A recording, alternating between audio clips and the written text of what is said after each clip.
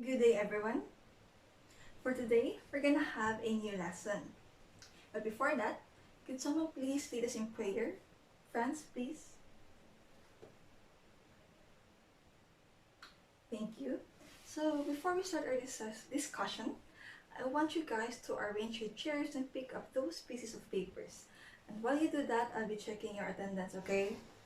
So, first, Angel, present. Edwin, Francesca, okay. And Grace, okay. Good, nobody's absent for today. So as I said, we're gonna have a new lesson. And I'm pretty sure you have already encountered this already back in junior high. And I'm pretty sure you're also familiar with this because this relates to making stories, poems, and also analyzing them. Okay, so as you can see, for today's lesson, it's figures of speech. So there are a lot of figures of speech in literary, but for today, we're just gonna tackle the basic and more known figures of speech. So before we start, I just want to ask, does anybody here still remembers figures of speech? Like any figures of speech, aside from what I prepared here. Okay, simile and metaphor. Could you please elaborate more what simile and metaphor is? You can. Because you forgot about it. Okay, so no worries because I decided to start from the very beginning, like the most common and basic figures of speech. Okay, so let's start. So our first figure of speech for the day is metaphor. So what is metaphor? It is a comparison between two unrelated things by stating that one thing is another thing, even though this isn't literally true.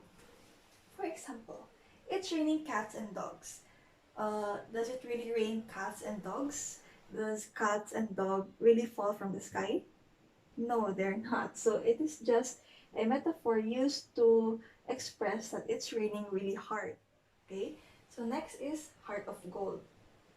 This doesn't mean that the person has a heart of gold, like literally gold. It means that this heart or this person is really kind or they are good. For the next is simile. It is a comparison between two unrelated things by stating that one thing is like another thing. So they are different from metaphor because in metaphor it states that one thing is another thing. But here in simile it states that one thing is like another thing. So for example, as cute as a kitten. It states that this cute or this person who has a cute face is just like a kitten. And here, next is they fought like cats and dogs. It means that they or this person or these people who are fighting are just fighting like cats and dogs. Okay, so is there any confusion? None? Okay, so let's proceed. Okay, so oxymoron. What is oxymoron? Okay, it is a it is a pairing of contradictory words in order to express new or complex meaning. For example, act naturally. Okay, so they are contradictory words. You want them to act natural, but you can't be natural when you act. Okay, so they're not a pair, and they are a pair, but they are contradictory words. Okay, and next is clearly confused. How can you be confused when you are supposed to be clear or you're supposed to understood? And how can you be clear or have a clear mind when you are confused? So they are contradicting each other. Hence, hence contradictory words. And if you see this in any writing is considered as oxymoron. Okay? So for the next,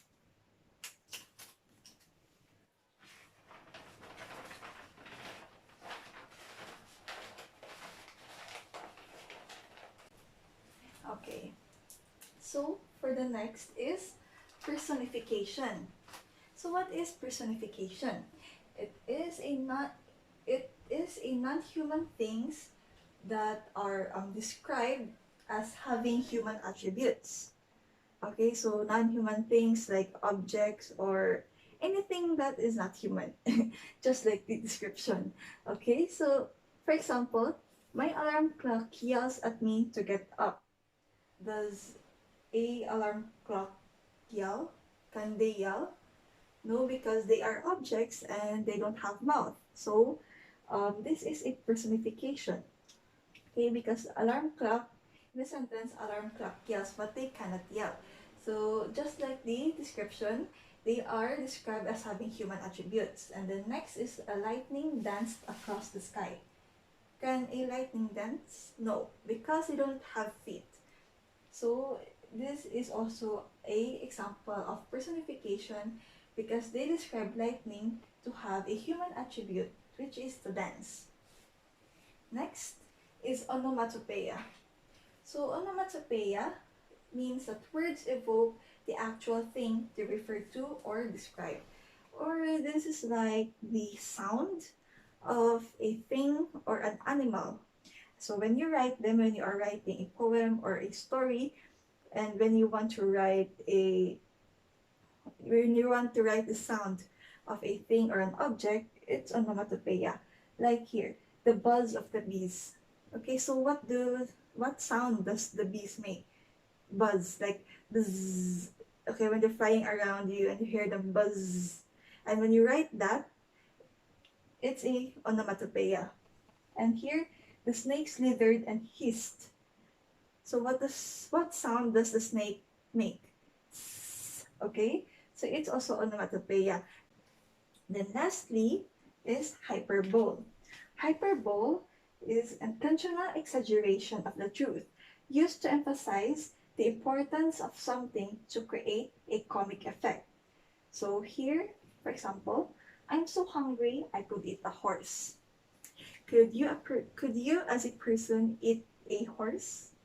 No, it is just an exaggeration of saying that I'm so hungry, like I could eat a lot. Okay? And then next is I died of embarrassment. Can a person die just because they feel embarrassed?